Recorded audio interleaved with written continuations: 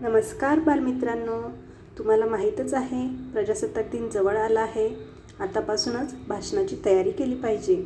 आज मी तुम्हाला अतिशय सोपे व सुंदर आणि लवकर पाठ होईल असे भाषण सांगणार आहे. चला तर मग सुरुवात करूया.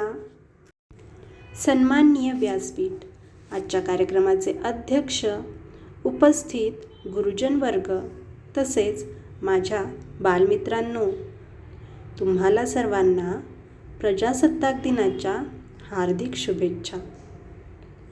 26 जानेवारी रोजी सर्वत्र भारताचा प्रजासत्ताक दिन साजरा केला जातो. प्रजासत्ताक दिन आपला राष्ट्रीय सण आहे. आज आपण आपला 75वा प्रजासत्ताक दिन साजरा करत आहोत. आपल्या भारताला स्वातंत्र्य मिळवून देण्यासाठी स्वातंत्र्य सैनिकांनी आपल्या प्राणाचे बलिदान दिले. या बलिदानाचे स्मरण आपण नेहमी ठेवले पाहिजे.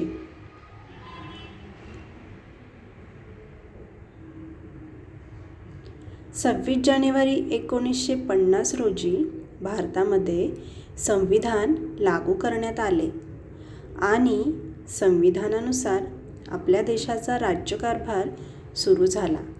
तेव्हापासून 26 जानेवारीला प्रजासत्ताक दिन साजरा करण्यात येतो. शेवटी मी एवढेच म्हणेन की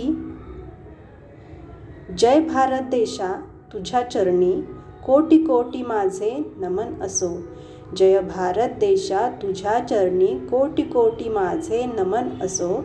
नाम तुझे विश्वात साऱ्या नित्य नित्य हे उच्च असो. नाम तुझे विश्वात साऱ्या नित्य नित्य हे उच्च असो. धन्यवाद. जय हिंद, जय महाराष्ट्र.